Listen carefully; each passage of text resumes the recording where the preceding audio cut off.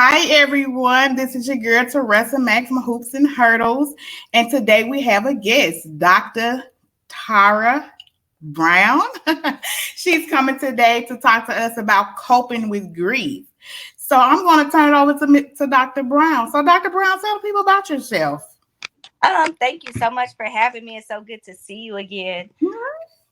So, my name is Dr. Terra Brown. I am a criminal justice professional. I have been for the past 11 years. Born and raised in South Central LA, came to Texas and just kind of made a life for myself since I've been here. Have experienced various types of grief and traumatic experiences over the course of my life.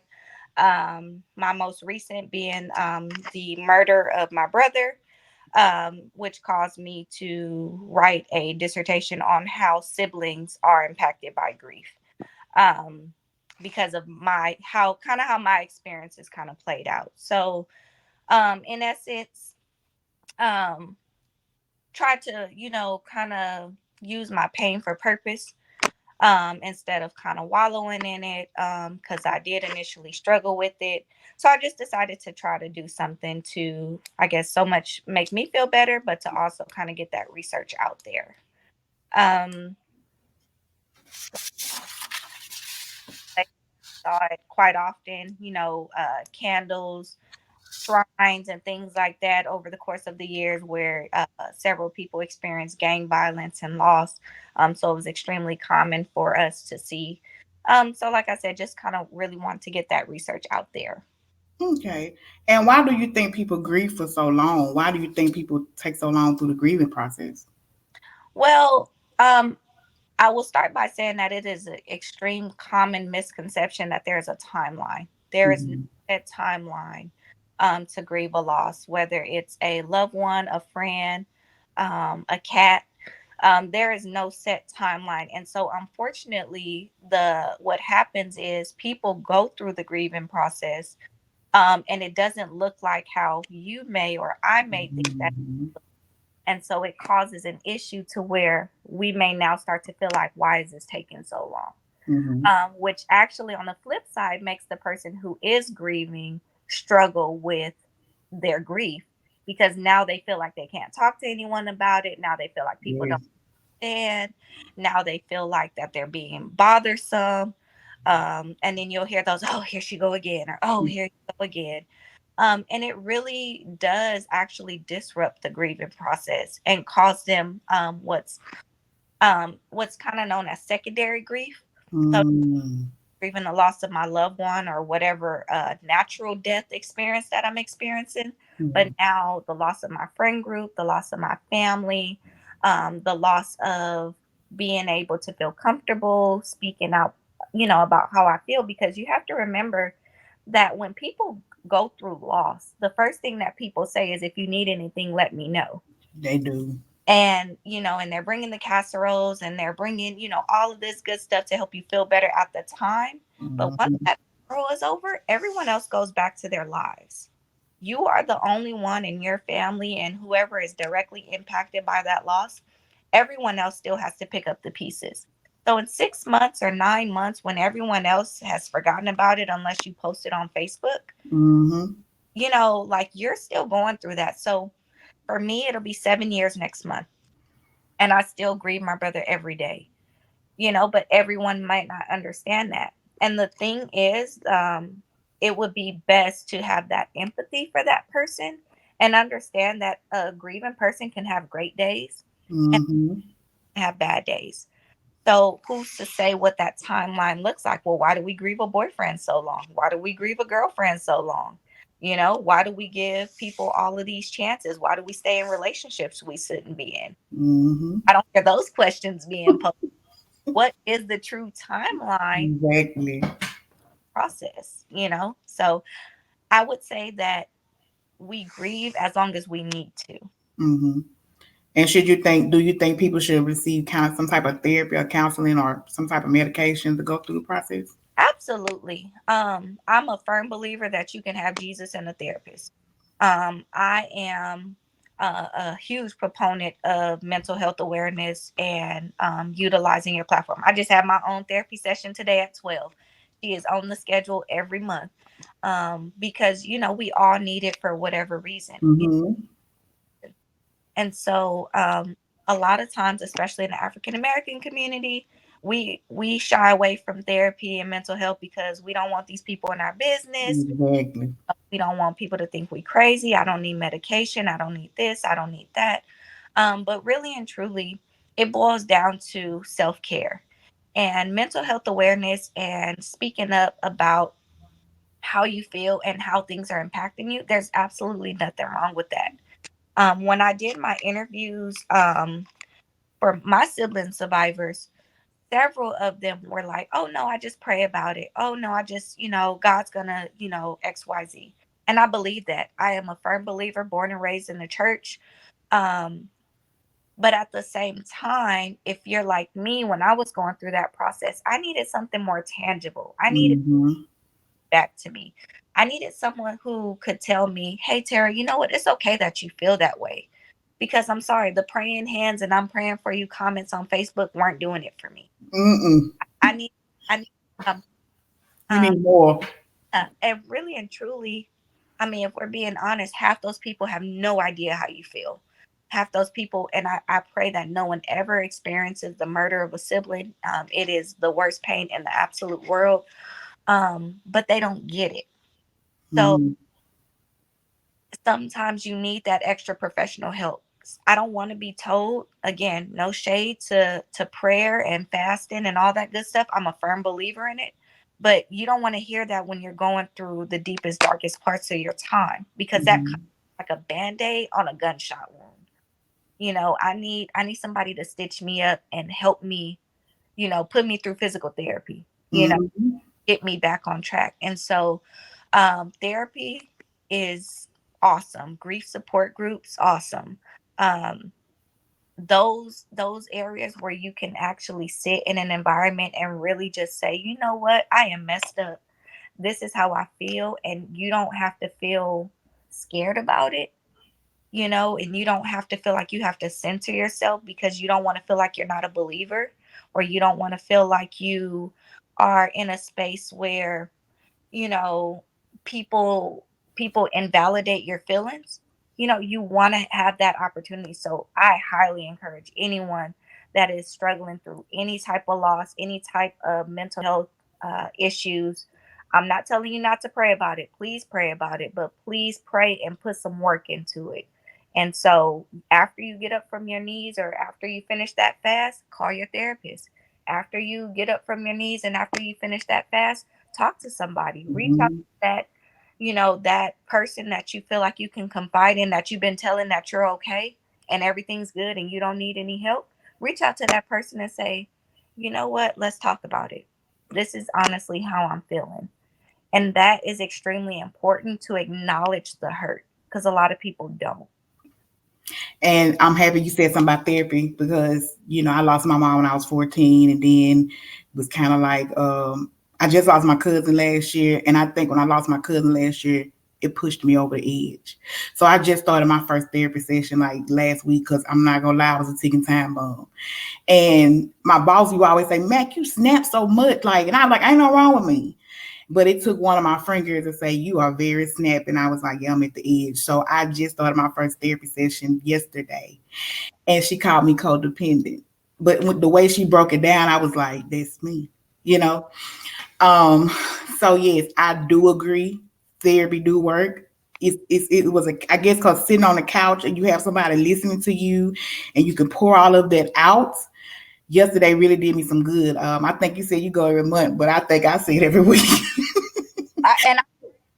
So this So I started at every week, and then I dropped down to twice a month, and now I feel comfortable enough to be at once a month. So Mm-hmm. um yeah, I mean, you do what works best for you. But if for some people are just like, no, I don't need that. I don't need, what can they do for me? But you really don't realize how helpful it actually is. It really is. Do you think medication should be play a part in some of it, or just go through the therapy process? I think your therapist will be able to answer that question better, and you'll ultimately do what's comfortable for you. Um, you get into therapy and you realize that, I need an extra, some extra assistance to help me out, to help stabilize me and balance my moods, then you'll cross that bridge with your therapist when you get there. Mm-hmm. But I can't really give like a finite explanation. I personally did not go that route. But I know that on the way that I was going, I wouldn't be surprised if that would have been the recommendation. And do you think when people go through grieving processes, does it change the relationship, rather if it's with a spouse, a friendship, family member? Do relationships change? Absolutely. Again, not everyone understands. Mm-hmm. So you have to, your support system can only do so much. And your support system can only understand so much. However, you as the person that's experiencing, and I'm saying this from experience because I have a lot of really good friends that stayed with me through the end. I mean, they probably did everything but strip me down and put me in the tub themselves. Like they were there, hands on, wiping my snotty nose. Mm-hmm. My best friend sat with me at the viewing for 8+ hours, sitting and sitting with the casket because I refused to leave. So you have to know who your support system is and what they are and what they're capable of. But at Mm-hmm. the same time, as the griever, you have to be mindful that your support system is not your punching bag. Mm-hmm. So if you are treating your supporters and the people that care about you as if they're disposable, then that is how they will feel. Yeah. And so you have to be mindful of those type of actions, because they will have reactions and people will say, I'm not dealing with you, this is too much for me. I don't have to put up with this. And that will cause tension. Husbands and wives, they may not understand why you want to lay in bed all day. Mm-hmm. And even if you communicate those things with them, they may not understand. Parents may not understand the fact that, I know you lost one, but you have three more. What about me? I'm still, oh, mom, I'm still here. They may not understand that. Oh, and sibling relationships may change. Yeah. Oh, he didn't even like you like that. Or, oh, y'all weren't even, so many different things, can happen. Money, life insurance policies, and tangible items can definitely cause issues in the dynamic of, well, I was living with them and I was this, so what do I get? So many different dynamics that can happen that can change the relationship. We see it all the time. It is extremely common to happen that the relationships will change and have changed. Um, Spouses get divorces. Siblings stop speaking to one another. People move Okay. away. Um, a lot of things change, and I know we like to say like, oh, things always change after such and such passes and things like that, or we see it a lot in the Black community because that's what we identify with. But it's definitely everywhere. Mm-hmm. Okay. So why do people still feel alone, even though you have this big support system and positive people in your corner? Why do you still have that feeling of being alone? Um, for me, and I had a lot of support, and I'm so thankful to this day for the people that have supported me throughout this process. I think it boils down to, and I see this meme all the time where they say, don't focus on who's not there, focus on who's present. And I think in grief, like we don't know how to focus on who's present because we miss who's not there so much. Mm-hmm. I think that a lot of times, as much as we want to not feel alone and not be in a weird space, like we can't help it because we're so devastated of what has happened, what has transpired. If it's a situation to where someone was murdered and the person wasn't captured, you might have that fear. Are they coming back for me? You know, um, Retaliation. are they? So like you have that like natural anxiety that will not go away. Mm-hmm. Um, to where you end up struggling, or if you just feel like no one understands, like say you were only child and you lost your sibling, if you had a sibling, now you're only child, who's going to relate to me? Like no one can really talk to me about this because they're not in my shoes or things like that. So I think that in essence, it's kind of inevitable to not feel alone because you're so lost and there's a piece that will never fill that void. you Mm-hmm. know Especially, as I'm sure you can relate, losing your mom, like no one can ever take that place of my mom. So I don't care how many grandmas, aunties, cousins that nourish me and are there for me. I want my mom, you know? And I think that as much as you don't want to feel alone, you can't help it because Mm-hmm. you want that person.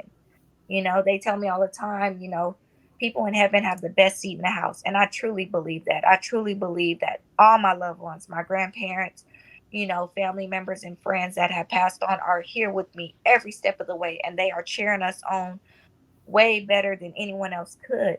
However, I just want to lean on you a little bit. I just want to smell you. Can I, Physical touch. yeah, can I nudge you? Can I be mad that you didn't take the trash out? Can I have, you know, different feelings to make me feel better, to make me not feel like I'm alone. Mm-hmm. And so in essence, I think that as much as we don't want to feel alone, it's kind of one of those things that we really can't get away from.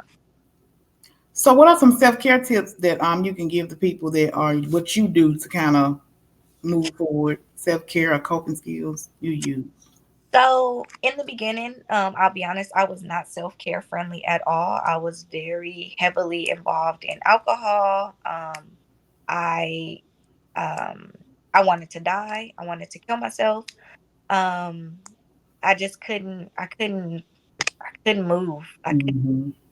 you know, um, it was bad. It was very bad, very bad. I was very mean and irritable and ugly and disrespectful because I was hurt, so everybody else needed to hurt too. Mm-hmm. Time I saw people kind of going on with their regular lives, it would piss me off. Or anytime I saw petty arguments with siblings or anything like that, it would piss me off. Trigger. Like, Mm-hmm. you have no idea like what you're taking for granted right now. Um, so that took time. So the first thing that I had to do was acknowledge that I was damaged and that I was hurt. And once I got to a place where I was able to acknowledge the hurt, the pain, the anguish, the disappointment, the guilt, all of these different things that I felt throughout that time, then I was able to start to talk about it. I was able to start talking about it without crying. Mm-hmm. I was able to, just focus more on me, Mm-hmm. back up. I ended up relocating and coming out here. And so once I was able to get that part and move past that, no, once I was able to get that part done, then I was able to get into a place where I was able to, I don't know, maybe do more like spiritual readings, stay in Mm-hmm. the Bible, talking about it, and not being scared. Because remember, I said earlier, like, people don't understand, or people, Mm-hmm. years, prior, like, they're over it. The funeral's over. We good. We get to go on, about our day. But now I'm in a space where thinking about it is all that I can do. And so, I started to talk about it more, but I started to talk about it in more of a positive way. Like, I went through this experience and it sucked, but this is kind of what I've learned from it and this is how it's helped me. That's kind of how I ended up going into the whole dissertation phase. And like, you know what? I'm realizing there's not a whole lot of resources out there for siblings. Mm-hmm. And on top of that, there's not a whole lot of resources allocated to African Americans because we choose not to utilize those resources because we're in a space where it's like, well, I really don't need this, Mm-hmm. or I'm just gonna pray about it and we're good. And a lot of times, like, we end up doing more damage than good for ourselves because, while again, prayer is great, where's the work? So, like, what work are you putting in to make it, so again, putting that band-aid on that gunshot wound. So definitely getting into therapy, talking about it as much as you can, and talking about it with someone that you feel like is going to be supportive of you and not someone that's gonna be annoyed by the conversation. Like, you want to be around people that can say, like, they may or may not know what that pain feels like, Mm-hmm. but that they can support you enough to to love on you, to give you a hug, to Yeah. let you vent over a glass of wine, to whatever it is, and to let you get that off of you, because right now you feel alone because you don't have that environment where you can speak on that. So talking about it, self-care, excuse me, talking about it, therapy, acknowledging it, um getting involved. If you can get involved with like a local grief center, in your areas. I know sometimes they host like walks and, all those different things. So getting active. If your significant other or family member was died, from overdose or COVID or something like that, COVID awareness walks, Mhm. walking for getting fentanyl off the streets and all of that stuff, whatever the case may be. So, definitely, I think getting involved is probably what kept me back on track. Mhm. Obviously, now I'm a mom now and a wife, so I have other distractions, but um, when it was just me and I had all this free time, like I would dive into work. I would always have multiple things going on and always have, just a variety of just everything. I would literally overload myself to the point where I was about to die.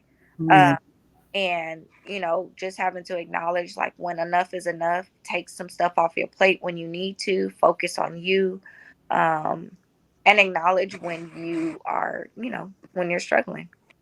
And to piggyback off you, when it comes to self care, I suppressed a lot of my issues that I was going through when it came to death. Like I said, with my mother and grandmother and uncles, and now cousin, I suppressed a lot of that, and I didn't know what self care was. I was just like you, always busy, always trying to do something. But like I said, now the death of my cousin, it was tragic how it happened, and like I said, it's kind of it just triggered me. Like little things would just trigger me. So now self care, I kind of like journal. I Mhm. learned how to journal. Now I have to take my therapist told me to take walks and do little things, and but journaling has really helped me, and also prayer, but journaling has really helped me. I made a mistake of trusting a lot of people when I opened up, and I guess there was a part, I'm guessing now, the codependency, but I have specific people I could talk to that support me. But I actually put up a wall, um, because of what I went through in the past. But I do agree self care is good. Talking to people, talking to a therapist, like I said, taking walks, journal, all that is good, because grief is hard. Grief is hard. I'm like you. You want that physical touch. You want to smell them. You want to hear them again. And when you don't have that, it's like, oh man. So it's kind of like relapsing. So, do you have like other resources that people can attend to? Absolutely. Like I said, I'm an advocate of therapy. So, contacting, if your job offers EAP, if you might not, have the funds to go to therapy, the Employment Assistance Program is really good. You can contact the Christie Center, which is here in Austin. So if you're local, reach out to the Christie Center. I'm actually in the process of volunteering with them to be a grief facilitator, so that people can come to weekly grief groups, and also to help kind of bring in our crowd, to there.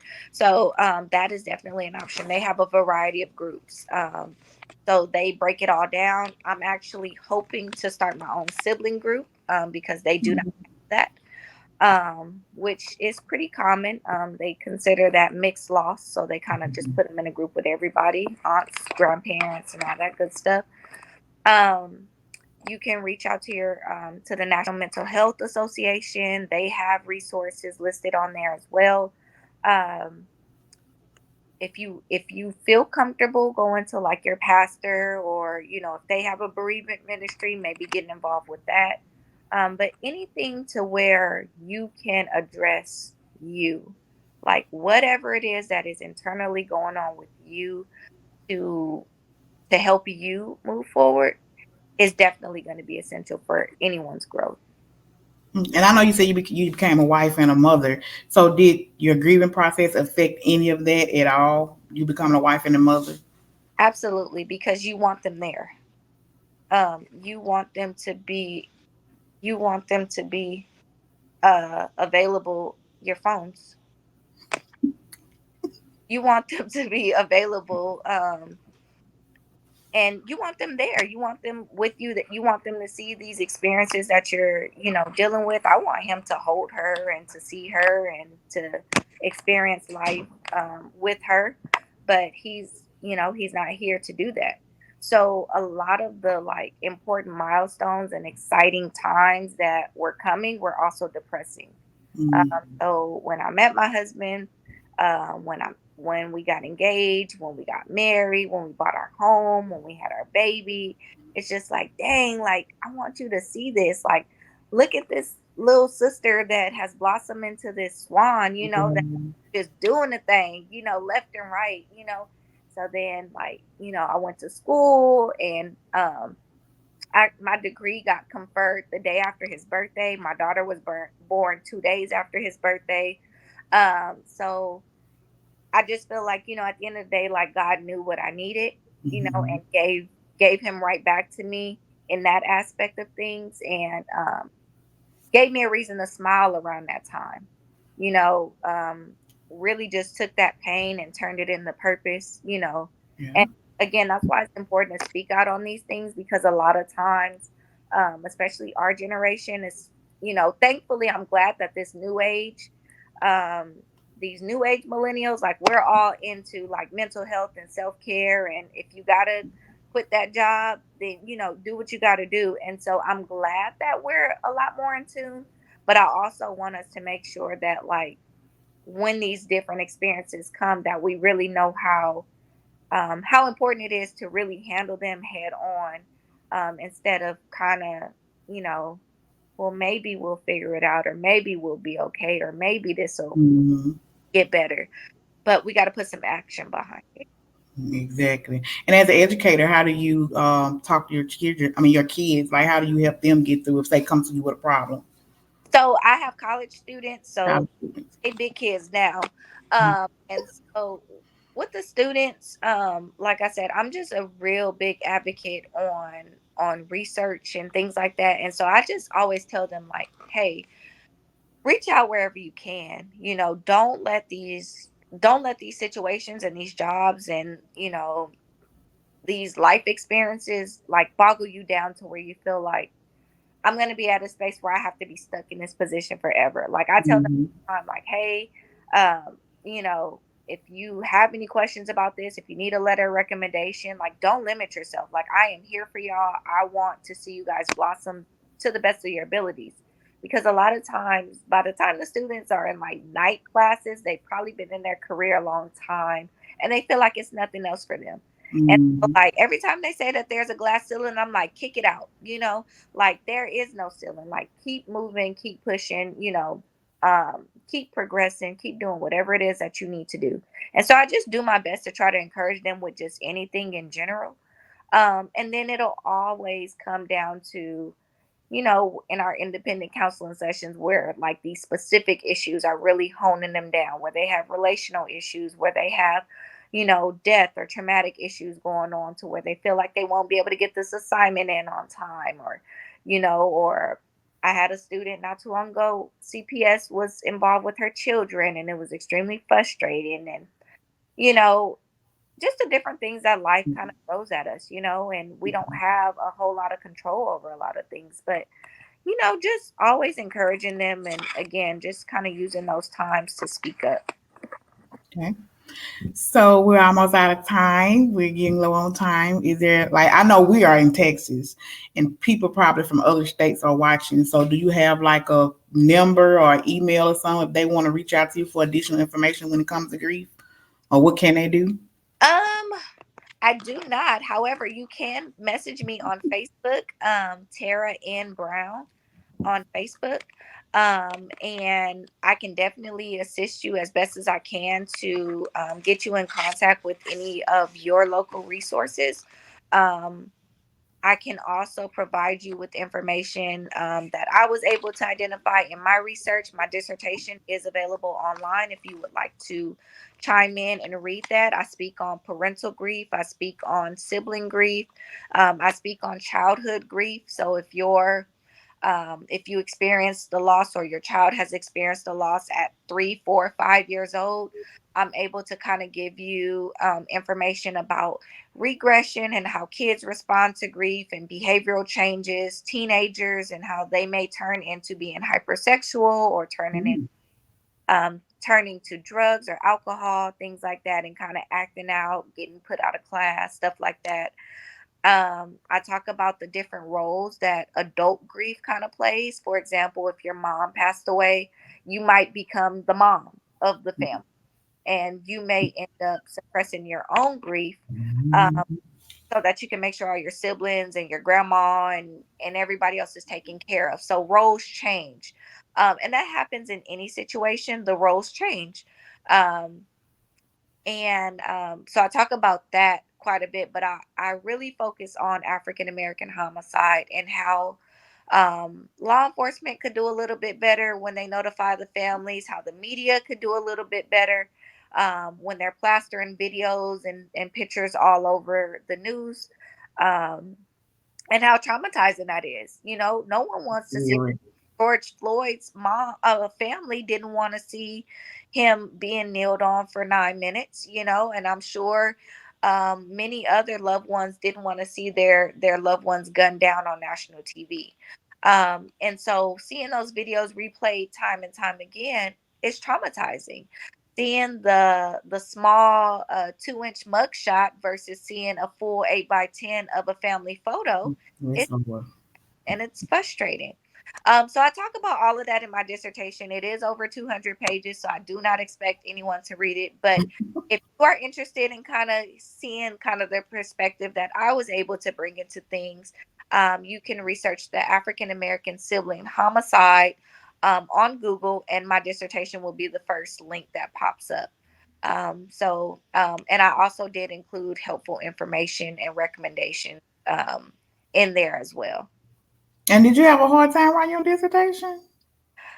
You know, um, Coincidentally, while I was writing my dissertation and I was in the finishing stages of interviews, I assumed that the fatigueness and the stress that was coming from that of listening Mhm. 12 different participant stories, one as recent as 3 months prior to me writing my dissertation, some as brutal as having siblings kidnapped, murdered, and buried, and not being able to find their bodies for days. Super traumatizing, super, um, like I just couldn't, it was tough. Right. You know? And so I listened to that. Then I had to listen to the recordings. I had to transcribe them out. I had to identify where the commonalities were amongst them. So it was a lot. It was a lot. Interviews were about an hour and a half. So that was a lot of communicating and question asking for 12 different people. Um, and so I just assumed, like, like, this is overwhelming. I'm extremely fatigued by this. And I actually found out I was pregnant during that time. Mhm. And so it was emotionally challenging, but I think it was heightened because I was pregnant. Uh, I literally completed my interview on New Year's Eve, and that was like the middle of the week. And that Friday, I was pregnant. Well, I found out I was pregnant, and so it kind of all made sense. Like, yes, Mhm.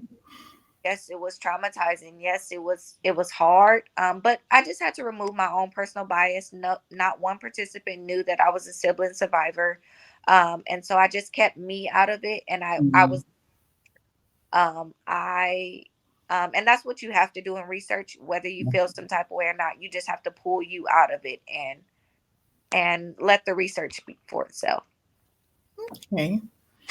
Well, I thank you for joining Hoops and Hurdles and giving us all this good advice, baby, when it comes to coping with grief. Thank you for giving us your information on where we can go if we want to have get additional information when it comes to coping with grief. And do you have any additional things you want to say to the audience before we get up out of here. No, I just want to thank you for the opportunity. Thank you for having me tonight. I think you're doing a great thing, and just keep it up. I cannot wait to see you walk across that stage, future Dr. Mac. Woo, girl, pray for me. Well, I thank everyone for tuning in to Hoops and Hurdles. This is your girl Teresa. If you see below the thing you're scrolling, follow Hoops and Hurdles on all platforms. Also, follow the website. Again, it is scrolling at the bottom. Thank you guys for tuning in. Until next time, this is your girl Teresa, and we're out.